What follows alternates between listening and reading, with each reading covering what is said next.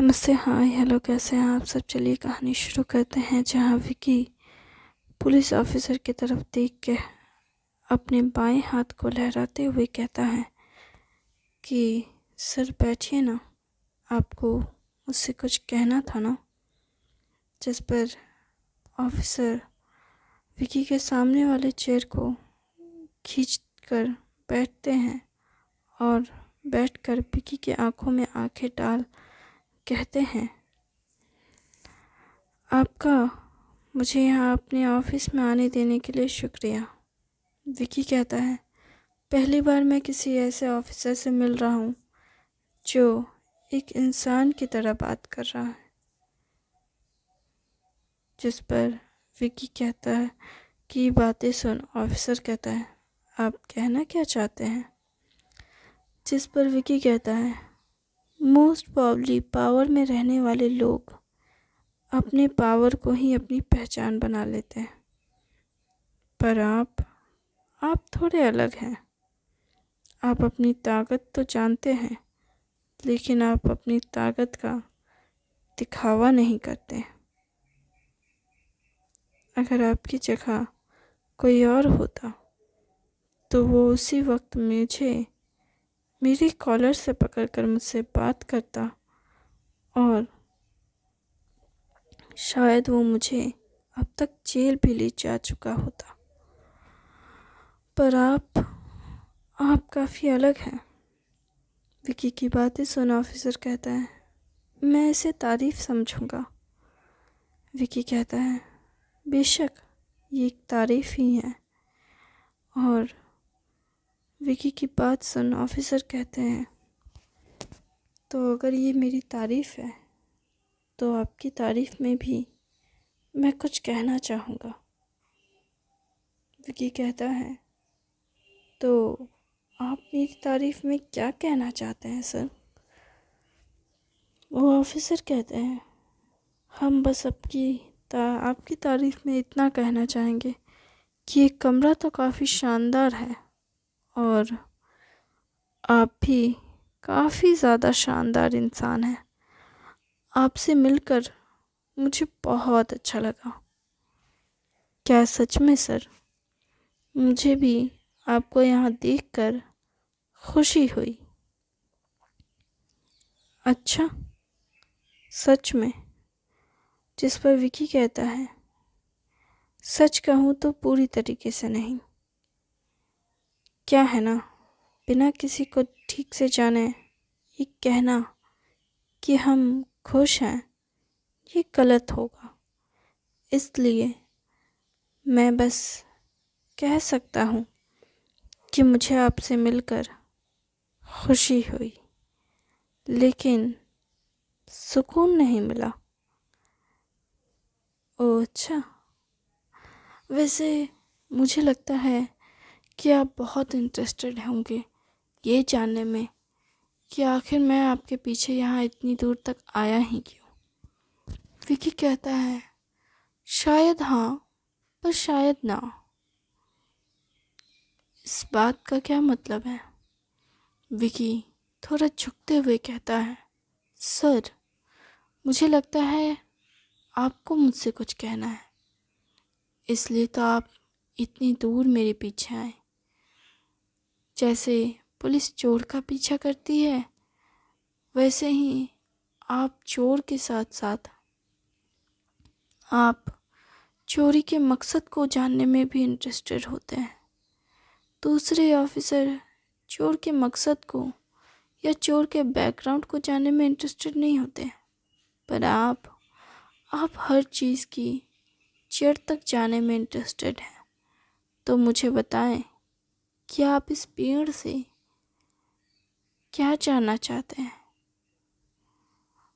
अच्छा, अगर मैं कहूँ कि मैं इस पेड़ से वो सब कुछ जानना चाहता हूँ जो अब तक हुआ है और जो आने वाले वक्त में होगा,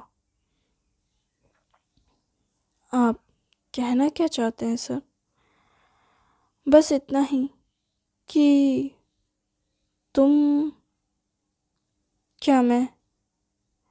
जिस पर वो कहते हैं, मैं बस इतना कहना चाहता हूँ, या यूँ कहूँ कि मैं इतना जानना चाहता हूँ कि आखिर आखिर तुम्हारे जैसा कोई इंसान यहाँ पे क्या कर रहा है। क्या मतलब सर? मतलब जानना है तुम्हें?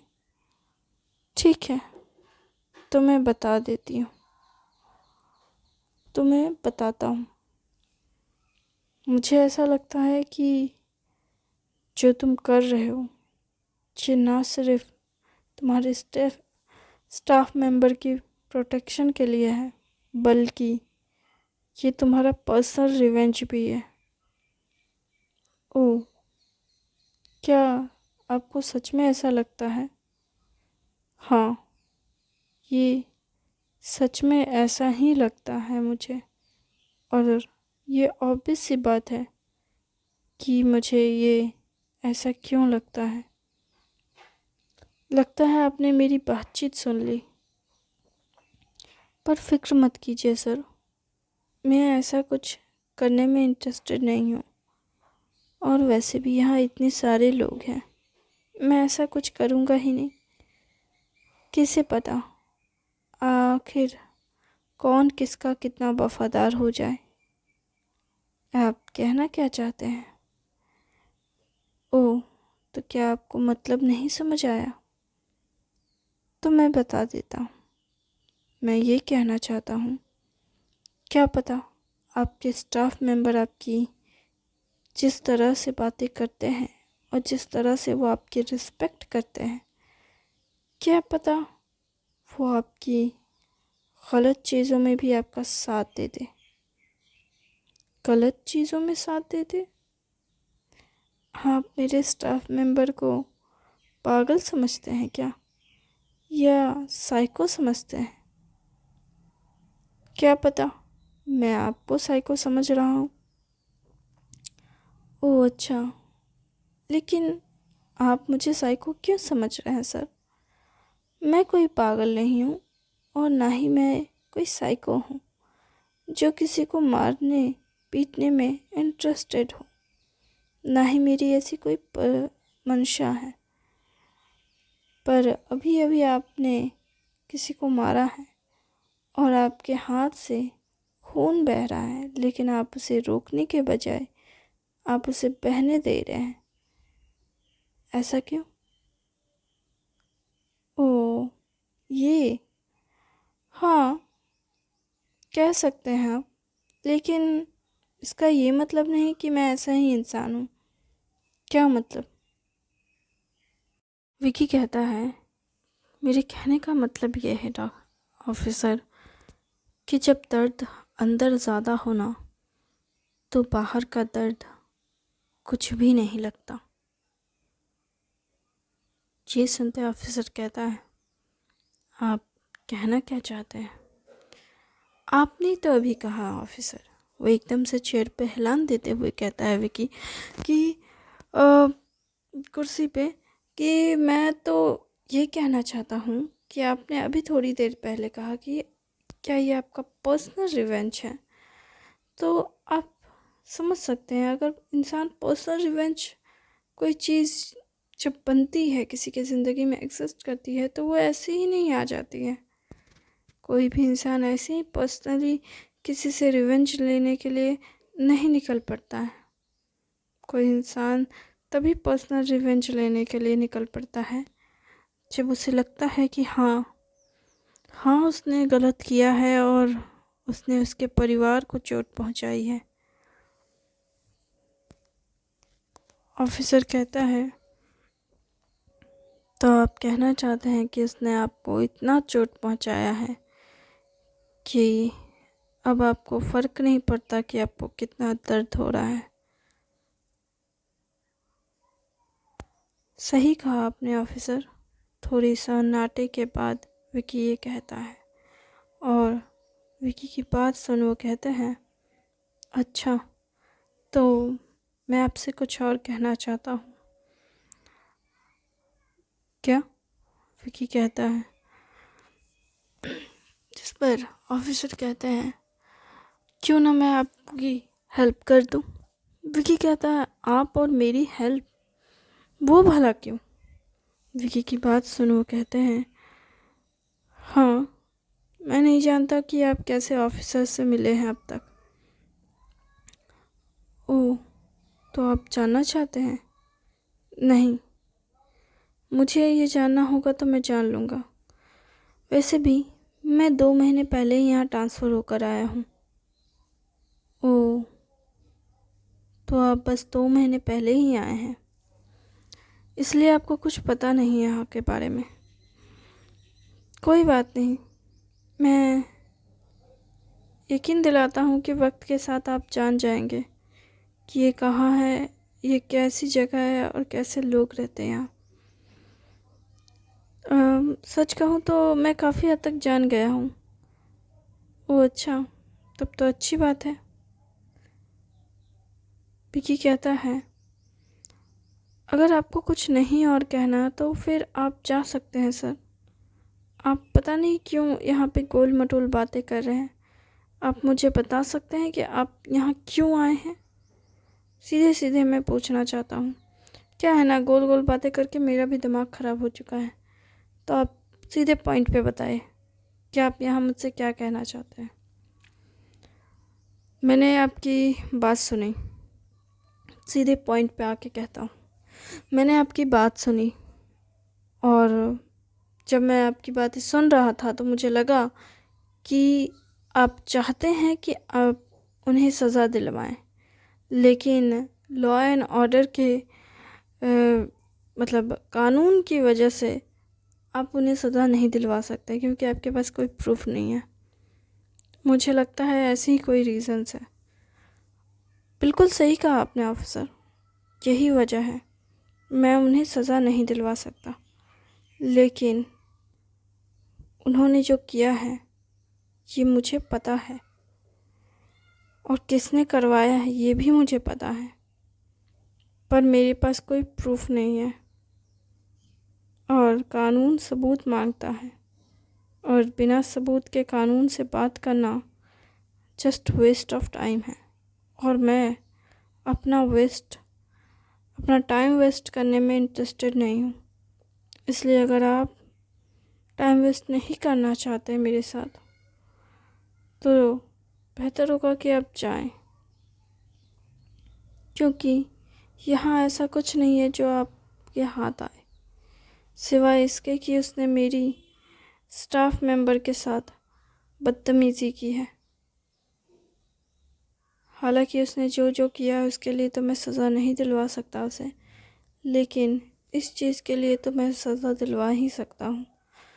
बस आपको ध्यान रखना है कि मेरे स्टाफ मेंबर को तकलीफ़ ना हो।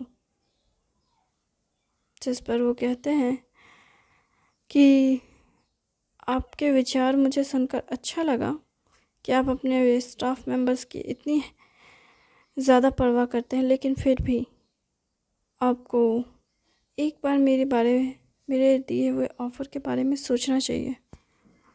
विकी कहता है, हाँ, मैं सोच सकता हूँ, अगर ये ऑफ़र सच में मज़ेदार हुआ तो क्या हम मज़ेदार सी बात पे बात कर ले?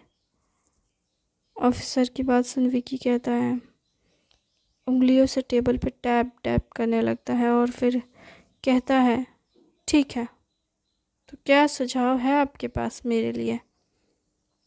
ऑफिसर चेयर पे पीछे तन कर बैठते हुए कहते हैं, हाँ, लंबी आहें भरते हुए और फिर बैठते हैं और बैठकर कहते हैं आराम से कि अब जब मैं यहाँ आ ही गया हूँ आपसे बात करने और आप मुझसे बात करने में इंटरेस्टेड हैं, तो हम सीधे पॉइंट पे आते हैं।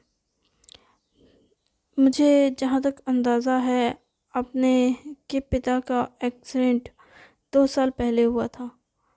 इसी होटल के बनते वक्त वो छत से गिर गए थे। जिस पर वो कहते हैं, हाँ, ये सच है और जिसने इसे होते हुए देखा था वो इस वक्त कोमा में है। नहीं, शायद वो मर गई है। जिस पर विकी कहता है, लगता है आप आधी अधूरी खबर लेकर आए हैं। एक्चुअली मैं शायद हॉस्पिटल गया था, तो मुझे कुछ अलग सा देखने को तो मिला था, इसलिए मुझे लगा कि शायद वो कोमा में है। पर सभी का कहना है कि वो मर चुकी है। कितना सच है, क्या सच है, ये तो मुझे नहीं पता। शायद ये आपको पता होगा। खैर, जो भी हो, वो होश में आएगी तो भी वो बता पाएगी या नहीं, इसकी कोई गारंटी नहीं। फिलहाल तो किसी चीज़ की कोई गारंटी नहीं। और सबूत की बात की जाए तो और कोई सबूत ही नहीं है, क्योंकि उन्होंने कोई सबूत छोड़ा ही नहीं। और ये बिल्डिंग उस वक्त बन ही रही थी, और यहाँ पे कोई सीसीटीवी कैमरा नहीं है। हाँ, लोगों ने भी कुछ देखा नहीं है। आपके पिता के केस में कोई सबूत ही नहीं है। लेकिन आपकी माँ, जिनका एक्सीडेंट हुआ, मैंने सुना था इसके बारे में न्यूज़ में, यहाँ ट्रांसफ़र होने से पहले सुना था कि आपकी माँ का जिससे एक्सीडेंट हुआ, वो इंसान शराब पी के नका गाड़ी चला रहा था और वो अचानक से हार्ट अटैक से मर गया, आपकी माँ को ठोकर मारते ही। उसमें मेरे पिता भी थे। ओह अच्छा, पर आपके पिता को तो शायद चोट नहीं लगी थी। नहीं, मेरी माँ गाड़ी चला रही थी। क्या उन्हें गाड़ी चलाना आता है? आप कहना क्या चाहते हैं कि मेरी माँ को गाड़ी चलाना नहीं आता? नहीं, मैं बस पूछ रहा था कि उन्हें गाड़ी चलाना आता है। अगर वो बहुत अच्छे स्किल ड्राइवर हैं, उसके बावजूद भी उनके साथ ऐसा हुआ है, तो गलती तो सामने वाले की ही होगी ना। गलती हाँ, सामने वाले की ही थी। ओह, तो अगर सामने वाले की गलती थी और वो गलत होने के बावजूद भी आपके माँ के साथ इतना गलत कर दिया उसने, तो यकीनन वो इंसान कोई पहुंची हुई चीज़ ही होगा। नहीं, वो एक मामूली सा ड्राइवर था। ओह अच्छा, तो आपने जांच कर ली? मैंने सारे जांच किए हैं ऑफिसर, और इसलिए मुझे पता है कि किसी चीज़ का कोई प्रूफ नहीं है। और जब किसी चीज़ का कोई प्रूफ ना हो तो आपके पास कोई ऑप्शन नहीं होता है सिवाय खामोश रहने के। क्योंकि आप चाहे कितना ही शोर मचा लें, उस शोर का कोई फ़ायदा नहीं अगर उस शोर का कोई सबूत नहीं है तो। आपने सही कहा, कुछ शोर के सबूत ना हो तो उस शोर को अनदेखा कर दिया जाता है और फिर वो एक तमाशा बनकर ख़त्म हो जाता है। पर आपको पता है क्या, अगर शोर अकेला कोई मचाए तो ध्यान नहीं दिया जाता, लेकिन अगर वही शोर 1000 लोग मिलकर मचाए तो उस तमाशे पे ध्यान ज़रूर जाता है। आपकी बात मैं समझ रहा हूँ, लेकिन ये जितना आसान लगता है उतना है नहीं। क्योंकि क्या है ना, जब किसी जंग में कोई जाता है तो उस जंग में कभी राजा सबसे पहले नहीं जाता। आप कहना क्या चाहते हैं? विकी कहता है, जब कोई इंसान शोर मचाने वाले को ही मार दे तो तमाशा करने वाले सिर्फ तमाशा करने के बजाय तमाशा देखने में इंटरेस्टेड हो जाते हैं और फिर तमाशा ख़त्म होते ही वो अपने अपने घर को चले जाते हैं। हाँ, मैं समझ सकता हूँ कि ऐसा होता है, इसलिए मुझे शोर मचाने में इंटरेस्ट नहीं है, क्योंकि शोर मचाकर कुछ नहीं हासिल होगा। मैं समझ सकता हूँ। थैंक यू वेरी मच इस कहानी को सुनने के लिए।